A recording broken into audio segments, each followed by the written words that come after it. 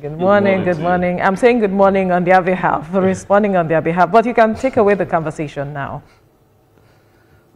All right. Thank you for joining us on this segment of the Breakfast Show from Abuja. Now, interestingly, today is Ash Wednesday, and Tijesu, have you ashed? Well, I'm not Catholic, but okay. I wish all of them, happy Ash Wednesday. Now, strengthening the legal framework and ensuring the effective implementation of existing laws will enhance Nigeria's efforts in asset recovery. And this was the position of speakers at the Pre-National Asset Recovery Summit held in Abuja. We have more in this package. Nigeria has made notable progress in asset recovery efforts in recent years.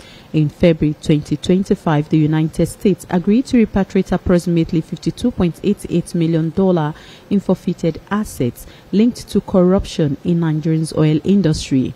$322.5 million Abacha loot in 2017 allocated to social reversement program was also recovered, but more still needs to be done.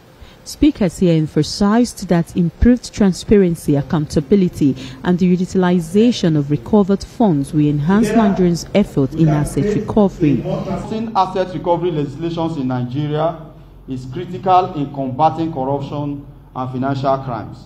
Strengthening legal frameworks, improving international cooperation, and ensuring transparency in the management of recovered assets will enhance Nigeria's effort in asset recovery.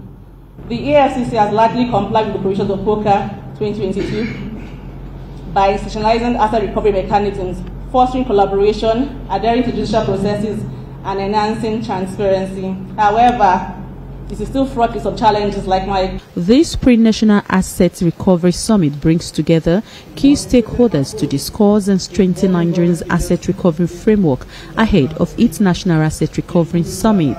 The Global Forum on Asset Recovery principles have been effectively implemented in Nigeria, and also look at the research we are currently carrying out to look into how the restitution that has happened so far in Nigeria has been fully utilized in Nigeria with the support of the Foreign Commonwealth Development Organization.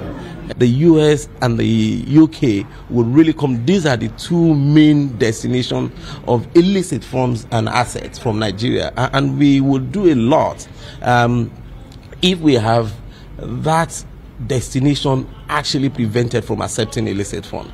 Once they don't have places to take it to, they either keep it here within Nigeria, or we're able to just use it here within the system, and then it's also very easy to recover. This ongoing effort to strengthen legal framework and ensure transparent management of recovered assets are in no small measure essential to sustain and build upon the gains. Helen Osamede Kings, TVC News, Abuja. And joining us live in the studio to push this discussion further is the Executive Director of the African Network for Environment and Economic Justice, David Ugolor. Thank you for joining us on TVC Breakfast this morning. Yeah. It's nice to have you. Well, we'll jump straight in. Your organization played a critical role in the recovery of the Abacha loot and also the monitoring of the disbursement of this loot. Give us an insight into how these monies were utilized by government, and are there any significant infrastructure that Nigerians can point to say this loot was beneficial to the development of that project? Yes, thank you again for the opportunity to come to the studio to discuss this very important issue. Asset restitution, like we rightly noted yesterday at the pre-summit, the pre-CSO summit, one of the things that have happened in Nigeria is that Nigeria have demonstrated that you can use recovered looted assets to build infrastructure. And one of these is what has happened, the 3 legacy project in Nigeria. And before that, we also have investment in the people. For example, the $321 million that was recovered in Nigeria, which we all refer to the Abacha through, was used to build social investment program, and over 200,000 of the poorest Nigerians benefited. And we happens to be have the opportunity as civil society to have monitored these across the entire country. Nigeria was the first country that have demonstrated that you can use recovered assets to invest in the poor people. And the very poor and the poorest benefited from that investment when that money was disbursed through the National Cash Transfer Office. And so that was the first investment. And then the other second investment was the Abacha 3, which 311 million, which was used for the 3 legacy projects, the Lagos-Ibadan Road, the Abuja-Kano Road, and the Niger Bridge. These are 3 legacy projects. If you're familiar with the eastern part of the country, in the Christmas time, going back to the east is not something you'd like to experience. But since the investment in that part of the bridge, just ask any of your colleagues that are in that part of the country. They will tell you that traffic has reduced and that it is now very easy for people to move between Asaba and Onitsha because of the investment that has happened there. So that's one benefit. And then if you look at the investment in the Lagos-Ibadan Road, that's also one part of the story. So what it means is that Nigeria have demonstrated that you can use recovered assets to invest in infrastructure. And that's exactly the whole core message from the civil society meeting yesterday. And what do we want to do is that we want to again raise the momentum and then put more awareness and for the federal government to take more proactive action in ensuring that, because there are still assets. Nigeria has over $48 billion that are stashed in Western banks, in financial centers across the world, stolen by politically exposed persons, civil servants, and other private sector people as well too. So this money is just lying in the banks offshore. You could imagine what it could have happened if we didn't have this money we're talking about that we invested in these 3 legacy projects. So what it means is to make sure that crime does not pay. And is to ensure that recovered asset is used for the benefit of the victim. And the victim in this instance is the Nigerian people. And so for us, it is a good thing that we are saying that the federal government of Nigeria is putting priority on this issue. And as you know, Nigeria has become a poster child of a success story on the issue of asset recovery. Okay, yeah, quite good to hear that these 3 legacy projects. Also, is it possible that these loots by politically exposed individuals, maybe the CSO and different organizations will push for a legislation that will ensure that such monies are not given back to the various states, because we know part of the Abacha loot also got to states. Yes. And it's difficult for you to even track what those funds given to the various states are used for. So is it possible that we have a legislation that will say, okay, let's use it for some legacy project, like you said, instead of giving it to subnationals? No, as you know, when most of this money that is recovered from international jurisdiction, it is between the country that is returning it and Nigeria that is receiving it. Yeah. They negotiate what it will be used for. Okay. And once it's negotiated, in the instance of the Abacha one, that's the first time Nigeria ever recovered stolen assets, over $500 million that was recovered. It was a specific project. Okay. So when the money is recovered, for instance, most of those money were recovered because Abacha was the then head of state, and so it belongs to the federal government. But there are certain instances when the money belongs to the state. For example, the Bayelsa. Alamesia have almost about $1 million that was seized in the United States and that has now been restituted to Nigeria. The Nigerian government cannot use it at the federal level. It has to be restituted back to the state where Alamesia was a state governor. And so the money goes to the state. In the case of Alamesia case, the Bayelsa people have discussed and agreed that the money will be used for health center. And so it's going to be used for resuscitating the health center. And that for us is what the people of Bayelsa State wanted. And so the federal government is guided by that request. And there's an ongoing negotiation now to do a procurement of civil society that will also monitor those processes down the line. But there are instances when the governance system of the state is very poor. You can't put money in the hands of thieves. And that's part of the Global Forum on Asset Recovery Principle. You don't allow those who are perpetuating the crime to also be beneficiary when the money is returned. I think that's what you were saying. Exactly. That principle is one standard which was aired in 2017, and about 10 leading civil society in Nigeria attended that summit in Washington, and I happen to have led that delegation. And we came out with about 10 principles, and among those principles is that time Nigeria ever recovered stolen assets, over 500 million, that restitution. That's a basic principle that everybody subscribed to. Also, one of those principles is the involvement of civil society, not governmental organization.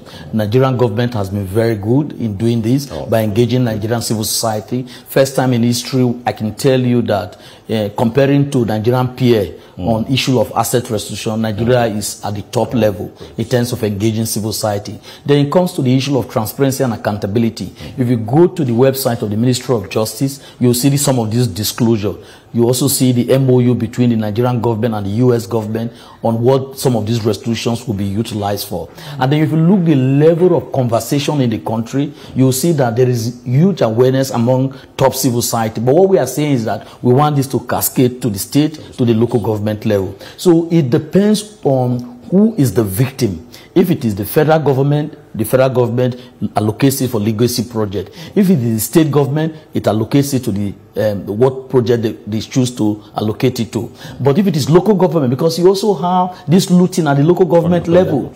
But you know, it has been pronounced with Abacha. You know, Abacha has become a poster child for looting. You know, but the truth is that this looting also go on with politically exposed persons at the local government level, and that's why the existence of the proceeds of crime law, the POCA law, makes it now very important for the anti-corruption agency to establish asset recovering directorate in each of their units, like EFCC, ICPC, even NDLA, all these anti-corruption agency, they now establish this asset recovery unit, which help to assist in identifying stolen asset, and even if somebody commit a crime and they found out that the asset that it was found with is not commensurate with his income, it will be seized and then put back to the state coffer. And what we're asking is that a proper management, because the capacity of this anti-corruption agency to manage some of these assets is also something we are looking into, to strengthen their capacity, because there's one thing to seize an asset, there's another thing to be able to have the capacity to manage the asset. Take for instance, if a politically exposed person stole money and used it to build a hotel, and the hotel is running, you know, if EFCC sees that hotel, EFCC might not have the capacity to manage a hotel. And so that's why we are asking for a managerial capacity skill and the POCA. And I'm happy that part of the thing we are expecting from the national summit that the federal government is planning to organize very soon is the regulation around POCA to help aid the anti-corruption agency to effectively carry out the implementation of the POCA law. I'd like you to hold your thoughts on that, because we'll still continue the conversation, but that will be right after this commercial break. Stay with us. We'll be right back. Live. We're glad to have you back. If you're just joining us, you're watching TVC Breakfast, and we're live from our Abuja studio. And we've been talking about, you know, efforts in asset recovery and how they're being monitored and utilized. And our guest is David Ugolor. Now, speaking about asset recovery and, you know, legislations that have been put in place to monitor this, the Senate has passed the Proceeds of Crime bill, which you mentioned earlier.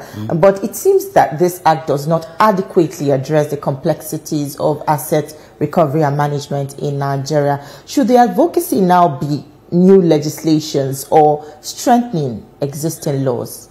Yes, the Proceeds of Crime law that was passed, which is now the POCA law, the framework, again deals with some of the issues on issue of asset recovery and management. You know, you cannot use one law to answer all the problems.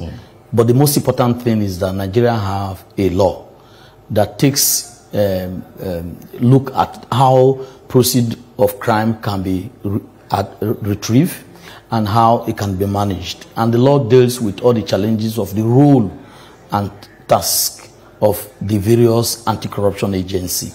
And it also deals with the issue of when the asset is recovered, how it is going to be utilized. So the law deals with those challenges. And for us, there are areas that will still require some reform in the law, and there is a move, and that's part of the call yesterday from the civil society pre-summit, and that we need to amend this law. And that's part of the things that we'll be doing advocacy around, particularly in strengthening the issue of management. Just the instance I gave a while ago that EFCC might not have capacity to manage a hotel that is seized from somebody who committed a crime, particularly politically exposed person, or other kind of asset. Or, for example, when you have a ship carrying, a vessel carrying an oil, crude oil, you don't expect EFCC. I remember as a member of the former Presidential Committee on Asset Recovery, we were in the sea to inspect some of these ships that were seized from people who came into the country to steal crude oil. I wonder EFCC having that capacity to do that. But so there could be an agency, and that's why we are saying that there should be kind of a central agency in Nigeria that could have capacity to do the management of those assets, and it can become a good source of revenue for the country.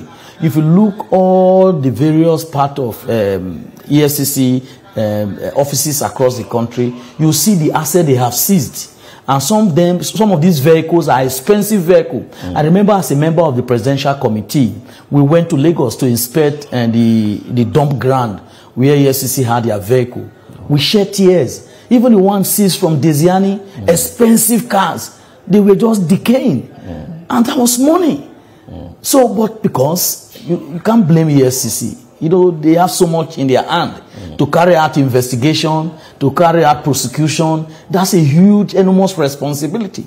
But they also need to have a capacity to see how assets seized from these people who commit this crime are put to proper use, particularly the vehicles, the assets. So that aspect of management, we need a central agency that can manage this asset, and then they become, and that's the kind of thing that we see in Kenya. And so there are lessons to draw from Kenya, there are lessons to draw from the United States. And so those are the way to move forward in improving the poker law. We have seen some controversies arise from some middlemen of some sort claiming 3.4 billion. And then your annual salary, even for next 100 years, does not amount to that amount of asset. So it is only normal, and that kind of law has helped most jurisdictions like US, UK to be able to fight against grand corruption, particularly corruptions that are associated with politically exposed persons. And that's our own case in Nigeria here. And this is the real challenge that we face in Nigeria here. Okay. Where are we talking about this this whistleblowing bill? What else do you need to do to get the National Assembly to up the game because of the importance of these? I want you to talk on this. Then the other thing I want you to also talk on is plea bargain. Could it also be a good way? Because sometimes if you consider the costs of prosecuting and trying to uncover some of these assets that are stashed out is huge. Could plea bargain also be a good way to reduce the cost on government and also get some of these assets? You see, I support plea bargain. I support it. Any easier way for government to get some of these assets is plea bargain is practiced all over the world, but it depends on how it is negotiated. Okay, that is the most important thing. You don't do, for example, you do plea bargain with a man who stole 10 billion and you leave 8 billion or 6 billion with the man. That's not a plea bargain at all. So the plea bargain has to have a content. It has to have a framework.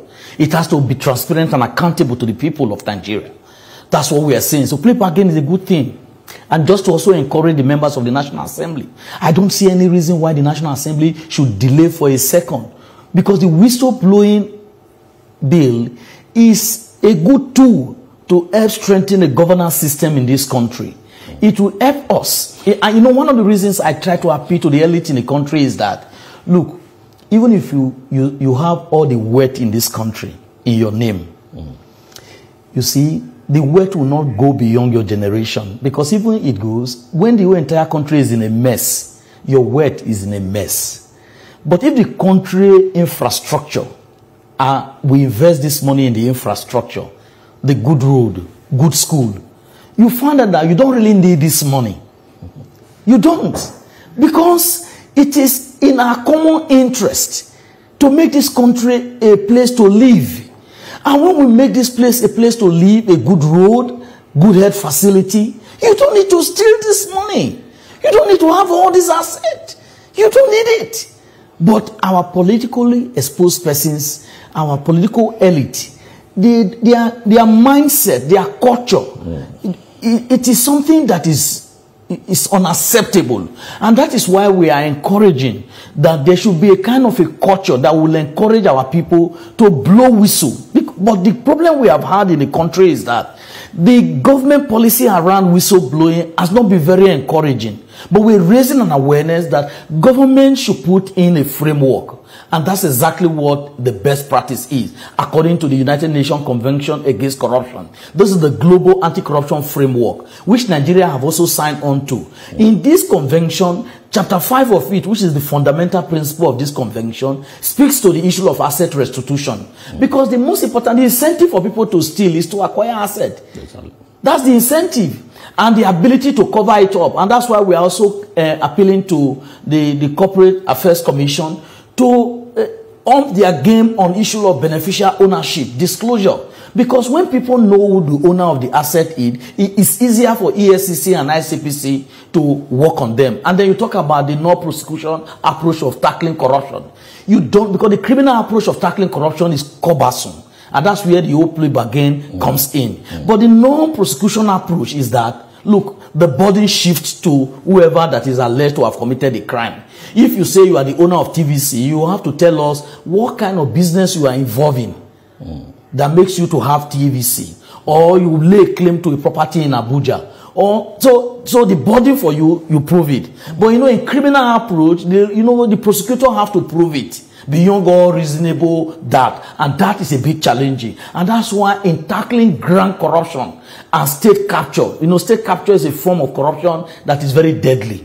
You can see how it has impacted negatively the South Africa economy. When a few group of elite in a country capture the economy of a state, then it's dangerous. And that's why we are very encouraged by the liberal opening up of the market in Nigeria today. You can see what Dangote and NNPC fighting, the price is crashing because the market has been opened and there will be no opportunity for dirty business. And that's the same thing we are encouraging this government. Incentivize the fight against corruption, because corruption is both those who are corrupt are affected by the corruption.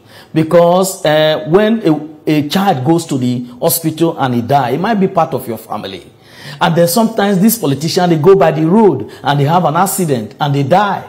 You see, so we can all be victim of this dangerous way of running the country. And that's why we are advocating that let's put the laws in place, let's put the necessary framework in place to make our country great again, particularly against the background when the Trump of this world are going back on foreign aid to our country. You can see now the British government have now aligned. They have now moved their overseas development assistance from 0.5 to 0.3. And the US government have now almost closing down USAID that have been supporting anti-corruption and overseas development assistance across African countries. But what lessons should we draw from this? We should look inward.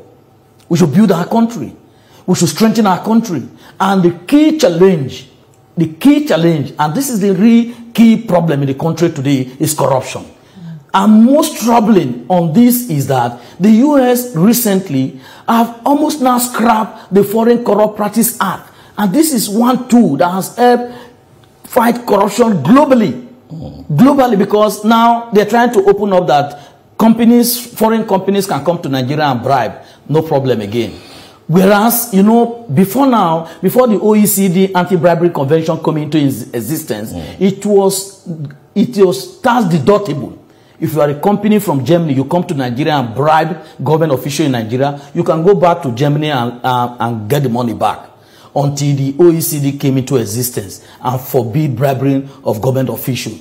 And that's why it is forbidden for any multinational oil company or any multinational foreign company to come and bribe any government officials in Nigeria, because they will be prosecuted by their own country. Because our own anti-corruption institutions here are a bit not having the much capacity and skill, or political will is not behind them to be able to prosecute some of these foreign companies. I would like you to expand on, efforts being put in place to mount pressure on some of these countries with huge deposits of some of these looted funds from Nigeria, because in some cases it's difficult, to recover some of these funds from them. It's difficult for them to release it. Yes, I think that's part of the reason why we have the ongoing debate around whether GFA, which is Global Forum on Asset Recovery, if you recall, in 2016, Tony Blair, the British government hosted the London Anti-Corruption Summit, and one concrete outcome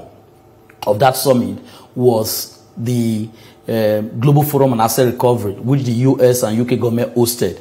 At that summit, we were discussing how do we improve the standard around asset restitution, particularly against the background that the restitutions is not going according to expectation. And if you look, the illicit financial flow from Africa is running into $150 billion annually. And this is very shocking. Even Nigeria as a country, over $48 billion is flowing out of the country. Just look the amount of resources that Abacha alone looted from Nigeria. So you could imagine what others put together.